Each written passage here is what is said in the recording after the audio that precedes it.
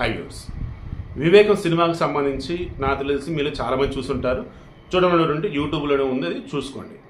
ఎందుకు అందులో వివేకానంద రెడ్డి చెప్తాడు, ఈరోజు జగన్మోహన్ రెడ్డి అధికారంలో ఉన్నాడు అన్న, వైఎస్ఆర్సీపీ అనే పార్టీ బతికి ఉంది అన్న, అది షర్మిలమ్మ వాళ్ళే. అటువంటి షర్మిలమ్మ కడప నుంచి ఎంపీగా పోటీ చేస్తుంది, ఇది ఆయన చెప్పింది.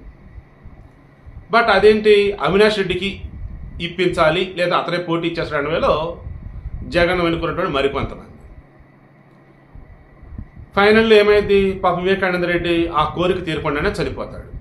ఎలా ఏంటంటే దారుణంగా సిబిఐ ఛార్జ్షీట్ ప్రకారం వైఎస్ భాస్కర్ రెడ్డి, ప్రస్తుతం ఎవరైతే కడప ఎంపీగా ఉన్నాడో వైఎస్ అవినాష్ రెడ్డి యొక్క తండ్రి ఆయన.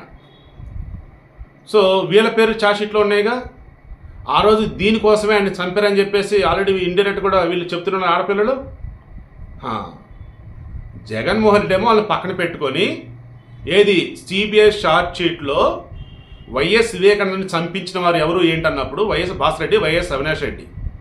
ఈ వైఎస్ అవినాష్ రెడ్డిని జగన్ పక్కన పెట్టుకొని బాబాయ్ని చంపిందెవరు దేవుడు తెలుసు, బాబాయ్ తెలుసు, మీరు మాత్రం అవినాష్ రెడ్డి గెలిపించడం చెప్తున్నాడు అంటే వీళ్ళు ఏంటో ఒకసారి ఆలోచించుకోండి బాబు. నేను అన్న ఇదిగో ఇప్పుడు కాంగ్రెస్ పార్టీ వారి పార్టీ తరఫున ఎవరెవరు పోటీ చేస్తారో ఒక లిస్టు బయటకు ఇచ్చున్నారు. అందులో కడప నుంచి కాంగ్రెస్ వ్యక్తిగా షర్మిల పోటీ చేస్తున్నారు ఎంపీగా.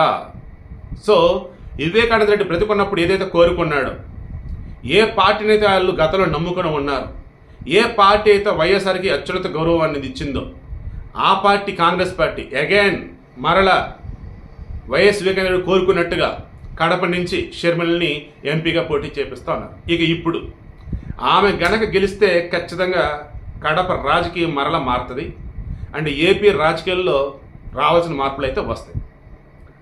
సేమ్ ఆ సినిమాలో చూపించినట్టుగానే ఇక్కడ టీడీపీ నుంచి పోటీ చేస్తున్నారు ఒకళ్ళు.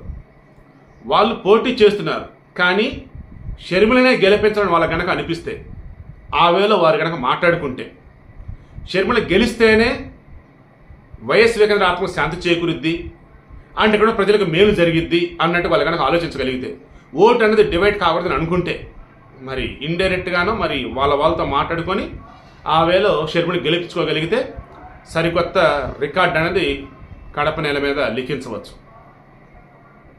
లేదు షర్మిల కాంగ్రెస్ పార్టీ అభ్యర్థిగానే ఉండిద్ది, నేను టీడీపీ అభ్యర్థిగానే ఉంటా, వైఎస్ అవినాష్ రెడ్డి వచ్చేసి వైసీపీ అభ్యర్థిగానే ఉంటాడు అనుకున్నప్పుడు ప్రజలు ఆలోచించుకోవాలి. అప్పుడు పార్టీలకు అతీతంగా మన వైఎస్ఆర్ బిడ్డ మన వివేకానంద రెడ్డి షర్మిల వాళ్ళు ఈరోజు వైఎస్ఆర్ బతికుందని చెప్పాడు, షర్మిల వాళ్ళే జగన్మోహన్ రెడ్డి ముఖ్యమంత్రి అని చెప్పినాడు, నిజమే కదా. బట్ ఆ జగన్మోహన్ రెడ్డి ఒక ఛాన్స్ ఇచ్చేందుకు ఏం చేసింది ఏమీ లేదు, బట్ షర్మిలకి ఇద్దాం ఒక ఛాన్స్, ఎంపీగా గెలిపించుకుందాం అని ఆ ప్రాంతంలో అనుకుంటే, వైఎస్ఆర్ బిడ్డగా అనుకున్నా, వైఎస్ వివేకానంద గారి యొక్క కళ అనుకున్నా, అండ్ జగన్ ముఖ్యమంత్రి చేసిన అభ్యర్థి ఈమెరా అని అనుకున్నా, సో ప్రజలంతా ఒక మాట అనుకొని షర్మిల కనుక ఓట్లు వేస్తే సూపర్, అప్పుడు ఇంకా బిందాస్గా గెలిచేసినట్టే. మీరేమంటారు? షర్మిలకి వైఎస్ఆర్సీపీలో ఉన్నవాళ్ళు కానీ, టీడీపీలో ఉన్నవాళ్ళు కానీ, కాంగ్రెస్లో ఉన్నవాళ్ళు అంతా ఏకమై ఆమెను గెలిపించుకుంటారా? లేదు ఎవరి దారి వాళ్ళదన్నట్టు కనుక ఉన్నా సరే ప్రజలు మాత్రం షర్మిలని గెలిపిస్తారని అంటారా? ఆమె గెలిచిద్దా లేదా? కింద కామెంట్ రూపంలో తెలియచేయండి.